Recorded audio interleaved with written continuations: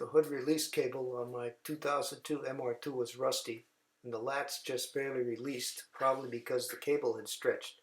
I didn't know what was involved in replacing it. After some searching, I found this entry on Spyder Chat. And then in February of 2020, this appeared on YouTube. It was helpful, and I recommend you watch this video. I'm not a trained mechanic and certainly not a Toyota mechanic, so don't expect this to be perfect. If you can suggest any improvements, pass them along in the comments for others.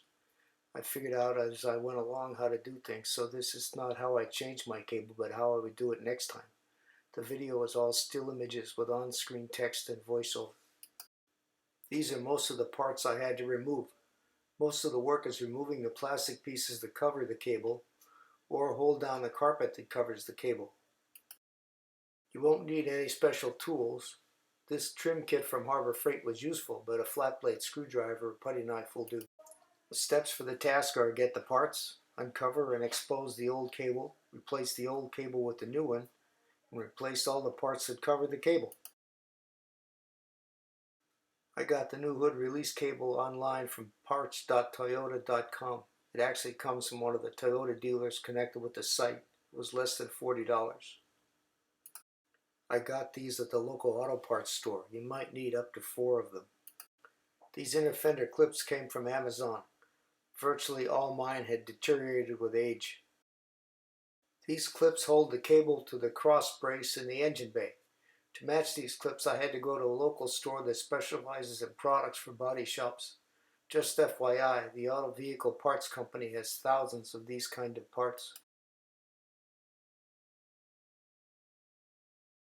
You'll need to remove the driver's seat to have room to work. Unplug the wire harness under the seat. While you have the 14mm wrench, unbolt the passenger seat, but leave it in the car. The caps over one of the seat bolts just pull off. Unscrew the center console. Don't remove it from the car, just leave it loose. Access to the 4th screw in the center console is the reason to unbolt the passenger seat. The trim around the release handle lock just pulls off. The driver's side door sill just pulls off. Pull up on the wire harness to free the carpet. The kick panel clips to the body seam and is also held by a plastic nut. The panels that cover the seatbelt mechanisms have multiple attachment points. They have 2 types of plastic clips, and the outside edges clip to the metal body seams. The next 6 slides show details. The passenger side door sill needs to be removed first. At the top of the panels, push the center pins in to free the clips and then pry the clips out. If the clips don't break, just push the pins back through to reset them for installation later.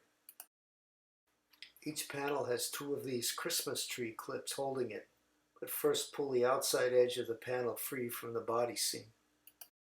The pieces of blue tape indicate the approximate location of the Christmas tree clips.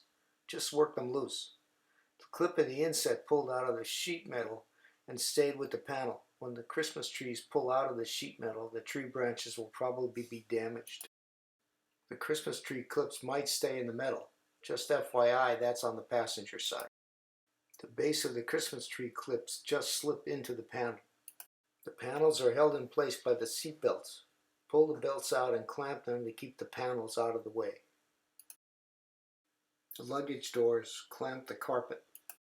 The luggage compartment side panels are each held in by 2 clips. Pull the center pins to free the clips. The luggage compartment floors cover the carpet. The driver's side luggage floor clips to the passenger side luggage floor. It's time to move to the engine bay and the right rear fender.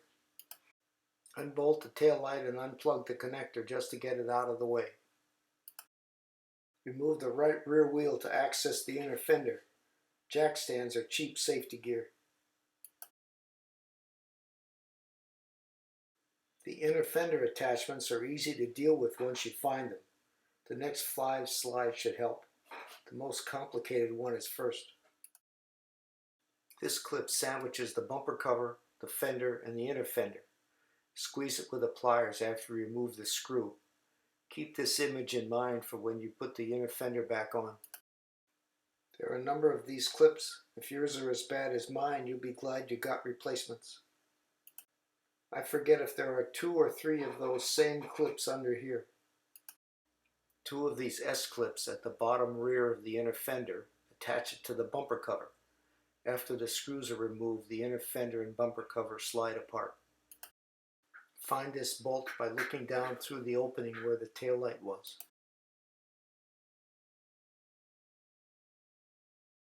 The clip that's part of the new cable assembly will mount inside the rear fender, and the rubber grommet fits in the bulkhead between the fender and the car interior. Just a heads up before installing the new cable. Installing the grommet is the hardest part of installing the new cable. It's in an awkward position. The trick is to keep enough slack so the cable passes through the wall at a 90-degree angle until the grommet is installed. Don't start clipping in the cable before the grommet is installed. I had to pull the cable back after I took this picture so I could install the grommet. Start removing the old cable at the hood latch. If you leave the hood latch off, you can close the hood and still open it before the new cable is installed. I don't think these clips can be pried out without breaking them. They were the hardest to find. Just follow the cable and unclip it. Release this clip from inside the engine bay. See the next image. Inside the engine bay showing the clip. Don't be fooled by the photo. The seam makes it look like there's a 90-degree bend in the wall. The clip will pop out if you squeeze it with pliers. You need to cut this clip off the old cable so you can slide the old cable through the cabin wall. After you pull the old cable into the cabin, push the new cable through. Force the grommet completely through the hole.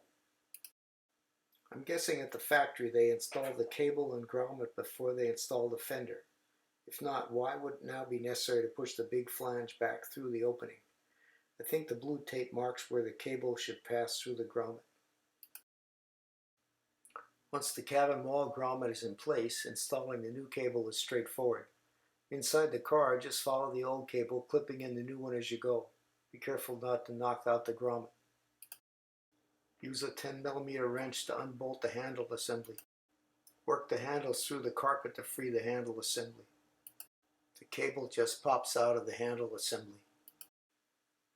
Once the handle assembly and hood latch are bolted in, the grommet is in place and the cable is snapped into all the clips, I suggest you test it before closing the hood. Don't close the hood until you're sure you can open it. Just test the latch and release with a screwdriver or rod. Replay the video as needed while reinstalling the parts.